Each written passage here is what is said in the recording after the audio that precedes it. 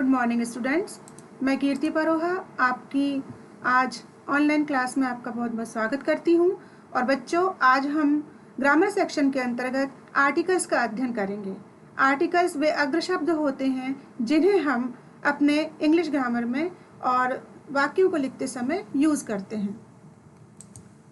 Article शुरू करने के पहले हम वॉवेल एंड कॉन्सोनेंट्स क्या होते हैं इसके बारे में समझेंगे।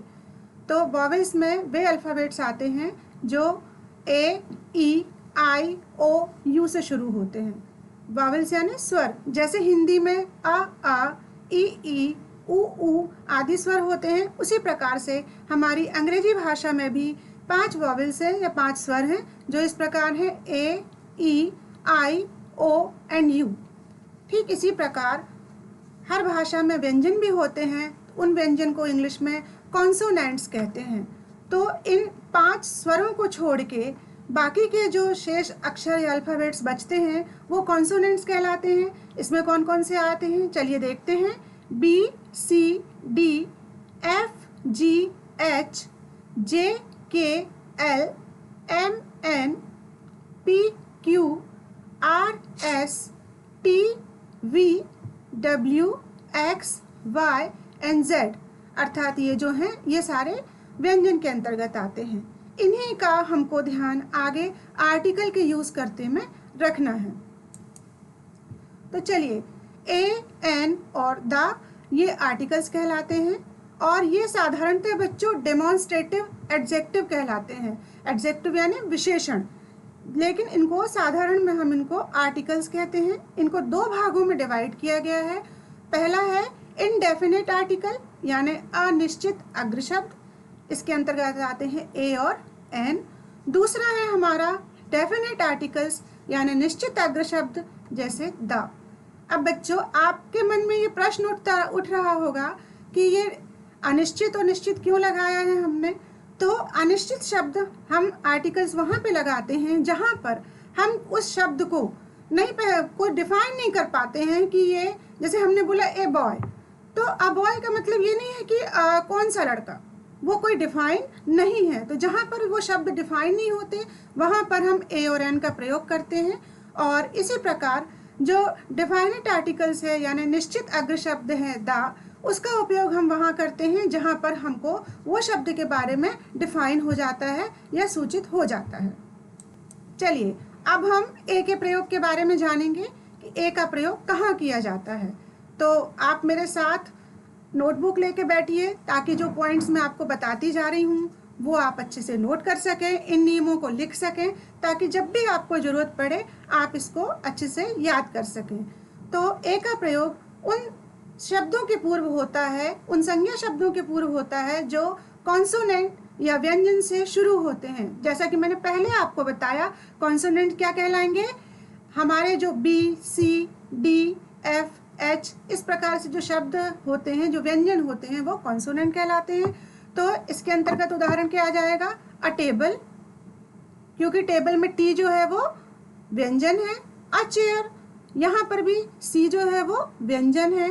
अ मैन, एम क्या है, व्यंजन है। अ बॉय, बी क्या है, व्यंजन है। अ गर्ल, जी क्या है, व्यंजन है। तो पहला बिल्कुल सरल नियम है कि उनके पूर्व ए का प्रयोग होता है जो व्यंजन से शुरू होते हैं। दूसरा नियम क्या है, बिल्कुल इसी प्रकार से है लेकिन थोड़ा सा डिफरेंट हो जाता है, लेकिन मुझे आशा है आप जल्दी से समझ लेंगे। उन शब्दों के पूर्व जो वॉवेल से शुरू होते हैं, वॉवेल यानी 5, ए, ई, आई, ओ, यू, इनसे शुरू हो रहे हैं। अब आप कहेंगे कि मैडम ने तो कहा था कि जो व्यंजन से शुरू होते हैं उनके आगे ए लगाया जाता है। अब मैडम कह रही हैं कि जो वॉवेल से शुरू हैं उनके आगे ए लगाइए। हाँ, तो उसका नियम क्या है कि जो वॉवेल से शुरू है किंतु उसका उच्चारण जो हम करते हैं, जो प्रोनाउंसिएशन करते हैं, वो कैसे करते हैं, व्यंजन जैसे होता है। जैसे कि अ यूनिवर्सिटी, बेटा हम यूनिवर्सिटी नहीं बोल रहे हैं, हम यहाँ पे क्या बोल रहे हैं, यूनिवर्सिटी। तो यहाँ पर वाई या का प्रोनाउंसिएशन हो रहा है, इसलिए यहाँ पर स्वर होते हुए भी हम ए लगा रहे हैं। सेकंड एग्जाम्पल देखें, अ यूरोपियन, यहाँ पर ई यू दोनों वॉवेल हैं लेकिन दोनों मिलके हमको काय की ध्वनि दे रहे हैं, या की वाई की ध्वनि दे रहे हैं, इसलिए अ यूरोपियन। अ यूजफुल, यहाँ पर भी अगेन वाई की ध्वनि आ रही है। अ यूनिट, अगेन वाई की ध्वनि आ रही है। अ 1 रुपीज नोट, अ 1 रुपी नोट है वो से शुरू हो रहा है, हम ओन रुपी नहीं बोल रहे, हम क्या बोल रहे हैं 1 रुपी, यानी डब्ल्यू या वी की ध्वनि दे रहा है, इसलिए यहाँ पर ये जो ध्वनि है वो व्यंजन जैसी है, भले ही वो स्वर से शुरू हो।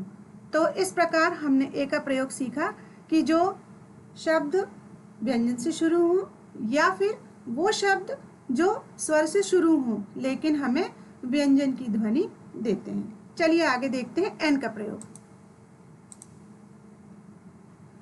अब एन का प्रयोग बिल्कुल सरल है। अगर हम ए के प्रयोग को जस्ट उल्टा कर दें तो एन का प्रयोग आ जाता है। कैसे? पहला नियम देखते हैं। किसी स्वर या vowel A, E, I, O, you से शुरू होने वाली एक वचन संज्ञा के पहले एन आता है। जब भी कोई एक वचन संज्ञा है, सिंगुलर नाउन है और वो ए, ई, आई, ओ, यू से शुरू होती है, उसके पहले हम एन आर्टिकल लगाते हैं। जैसे an egg, an elephant, an animal, इन सब में जो शुरू हो रहे हैं अक्षर वो वॉवेल से शुरू हो रहे हैं। दूसरा बिल्कुल ए के प्रयोग के जस्ट अपोजिट हो गया ये भी, कि जब शब्द व्यंजन से शुरू हो रहे हैं परंतु उनका उच्चारण स्वर जैसे हो रहा। अभी मैंने आपको पहले पूर्व में क्या बताया था, वॉवेल से शुरू हो और उच्चारण व्यंजन से जैसे देते हैं, लेकिन यहाँ पर उसका उल्टा हो गया एन में, मतलब कि शब्द व्यंजन से शुरू हो रहे हैं लेकिन उनका उच्चारण किसके जैसे हमें सुनाई दे रहा है, कैसा प्रोनाउंसिएशन हो रहा है, हमें स्वर जैसे हो रहा। एग्जाम्पल देखते हैं, an hour, an honest, an MO, an MLA, an NCC, an NSS. तो इस प्रकार से जो शब्द हम ले रहे हैं, एन आवर, हम एन हावर नहीं बोल रहे हैं, हम क्या बोल रहे हैं एन आवर। यहाँ पर एच क्या हो गया है, साइलेंट हो गया है। इसी प्रकार एन ऑनेस्ट, तो हम यहाँ पर एच नहीं बोल रहे, हम हॉनेस्ट नहीं बोल रहे, हम क्या बोल रहे हैं, बिल्कुल ध्यान दीजिए, हम यहाँ हॉनेस्ट नहीं बोल रहे, हम बोल रहे हैं एन ऑनेस्ट, यहाँ पर एच साइलेंट है। अब बच्चों यहाँ एन एमएलए में हम अगर देखें तो एम माँ का है, व्यंजन है ये, लेकिन इसकी जब हम शुरू बोलते प्रोनाउंसिएशन करते हैं तो एमएलए, तो ए शब्द जो है वो स्वर के जैसे सुनाई देता है, इसलिए हम यहाँ पर एन का प्रयोग करते हैं। बच्चों जब आप आर्टिकल्स के नियमों को समझते हैं तो आपको बहुत सरल लगते हैं, लगता है ये बहुत बढ़िया हम कर लेंगे, और निश्चित ही है कि आपको समझ भी बहुत अच्छे आसानी से आ गए होंगे। लेकिन जब हम एग्ज़ाम देने जाते हैं या हम कभी कुछ इस प्रकार की ग्रामर की एक्सरसाइज हल करते हैं, उस समय हम कंफ्यूज हो जाते हैं कि हमको कहाँ पर ए लगाना है और कहाँ पर एन का प्रयोग करना है।